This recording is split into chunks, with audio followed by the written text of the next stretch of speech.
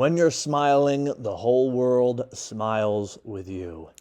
Hi, everybody. Welcome back to Phil at the Movies. This is a bonus episode for you, a little midweek entertainment. I'll be back to regular programming on Friday with another episode giving my top 4 favorite films of the year so far, but I had to drop a quick episode because that one was already recorded and in the can, so to speak.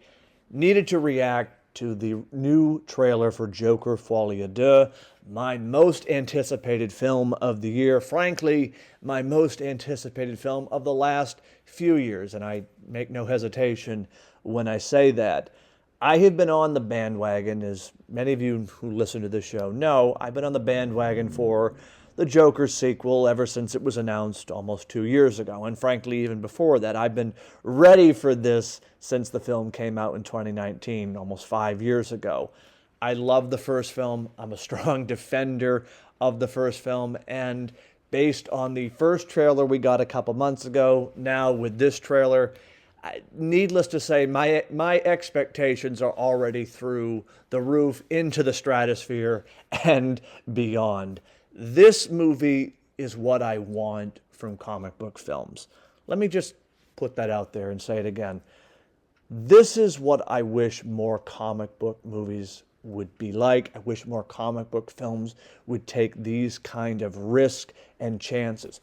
Again, who knows? We may get to October and this film could disappoint. I doubt it, but again, we'll put it out there for the naysayers and the cynics. But there is something fresh and innovative when you have famous characters, in this particular case, the Joker and Harley Quinn, two of the most popular comic book villains, arguably of all time, and you're treating them in a way that's both honoring the characters from their comic book counterparts, but you're also putting them in a more realistic lens. It's not just taking a comic book and doing a blueprint, but instead sort of drawing from the source material and then infusing or fusing together all different elements from other films, whereas like the original Joker sort of borrowed from films like Taxi Driver and King of Comedy and sort of that gritty late 70s, early 80s aesthetic. And then in this particular film, what we're seeing based on the trailers, it's drawing heavily from musical comedies and sort of those big budget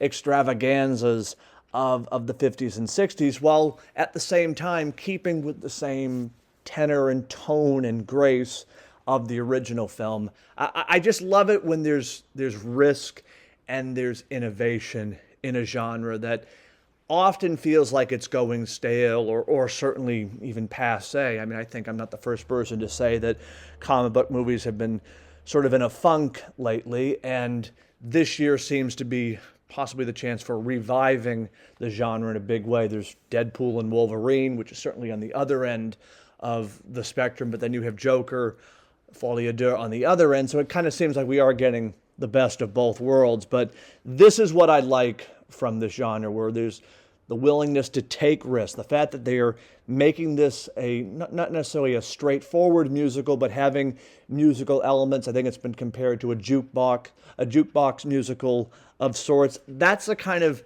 risk-taking that I think is so appropriate and needed for this genre. And what a fitting character, of course, to do it with vis-a-vis the Joker. Just looking at the trailer, the film is immaculate. I mean, the first film was beautifully shot, but Lawrence Shearer, the cinematographer, seems to be upping the ante with this film. And certainly we'll get back to this later on, I imagine. So bookmark this part of the discussion. But there is a clear case that this film will be in the running and may very well win Best Cinematography at the Oscars next year. And I'm not being over the top when I say that.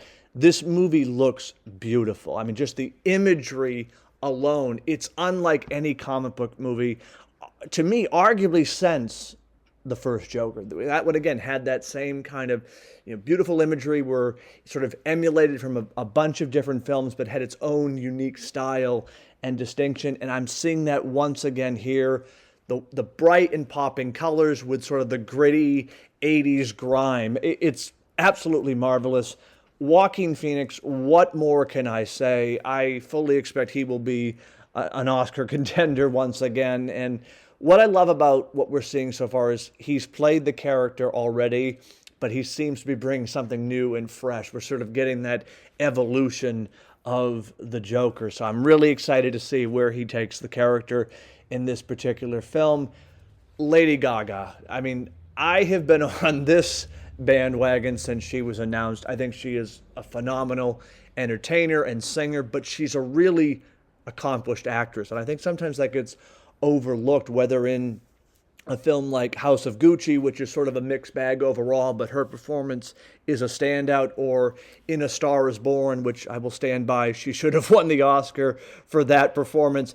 She can act. She has the acting chops, and she's already getting early Oscar buzz for her role as Harley Quinn. And again, certainly you don't want to put the cart before the horse, if you will, to borrow the cliches, but based on what we have seen in the trailers, what we have read, what we have seen in images, this looks to be a tour de force performance as Harley Quinn, a comic book villain popular in her own right as the Joker. And what a foil, what a pairing, Phoenix and Gaga. It looks magnificent, absolutely magnificent. And the total transformation, it's expected with Phoenix. He did it before with Joker, but Gaga seems to be right on his level and just sort of immersing herself in the world of Gotham City. She seems right at home. I'm stoked for this movie. At this point, we're 73 days and counting. I'm counting down every single day. I can't wait to see this film later this year. As I've said, it remains my most anticipated movie of the year. It is the one to beat. And this trailer just seems to, again, crank up the expectations tenfold. And another thing, because there's certainly been this, I don't want to say controversy, but discussion, shall we say, chatter about the musical aspects to this film. Again, as it's sort of drawing on musical elements, there's music in it. Arthur, the character, is very musical. He was certainly like that in the first film, and this one seems to be suggesting a further evolution in that regard. And I think that's fitting, of course, with the Joker character, because he is sort of whimsical and almost like a cartoon come to life in a very scary and demonic way. But I'm glad that they're leaning into the musical elements. And that was something that the first trailer, I don't want to say shied away from, but they sort of just presented a kind of a clear introduction. Whereas here, we get a little bit more hint at the plot. It looks like Arthur's going to be on trial from the events of the first film. Somehow Harley Quinn is going to fit into all this. Maybe she's a patient at Arkham, or she works there. Hard to say based on the trailer, but we're certainly getting more of a picture, more of a beautiful mosaic, if you will, with regards to the story. But there is more of the establishment of the musical element to it. You've got When You're Smiling sort of embedded throughout the entire trailer. And you've got Phoenix, who again already has proven he has the singing chops. If you've seen Walk the Line, which is another phenomenal performance by him playing the late, great Johnny Cash. This seems to be, again, another type of thing that's right in his wheelhouse. But I'm glad that they are sticking with the musical elements. They're not shying away from it, because that certainly has created some, chatter, if you will. But again, it ties back to my earlier point. That's what I think more comic book movies should be doing. I'm not saying they should all be musicals or have musical elements, but be willing to take risk and be willing to take chances. That was the beauty of the first film.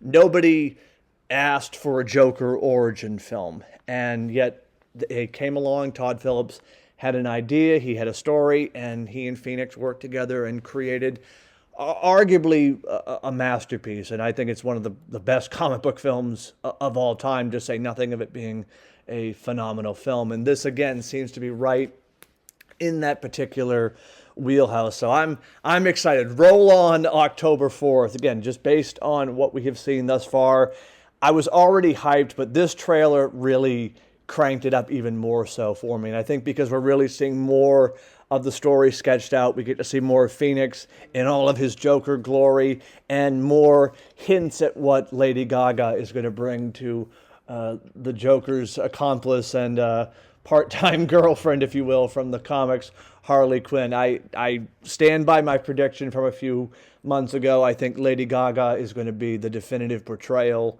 of this character. I'm really excited to see what she can bring and how she takes a character that is already popular, already beloved, and makes it her own. And that clearly seems to be on display in this particular trailer. But the film, it looks immaculate. It looks stirring. It looks to be probably the most talked about film, or one of the most talked about films of the year. So 2024 is rolling on. It's been a banger year for all kinds of films, as I've said before, across the movie spectrum. But this one, we're waiting. We're getting closer to it every single day. But what a film! What a trailer! What a way to get hyped as we start to enter the dog days of summer and get closer and closer to fall. But let me know your thoughts. I've probably gone on and gushed a little too much here, but I'll save more thoughts for a future episode. But let me know down in the comments, either on YouTube or on social media. I had already recorded Friday's show, but I wanted to get out my thoughts and share them with you with regards to the latest trailer for Joker Folie. Deux. Maybe this is the last one. There perhaps could be one closer to the release, but I think this will be it for me. I think I've seen 2 trailers now, and I can hold on until October 4th. But in any event, I will be back on Friday with a new episode, and we will do this all over again for the love of movies.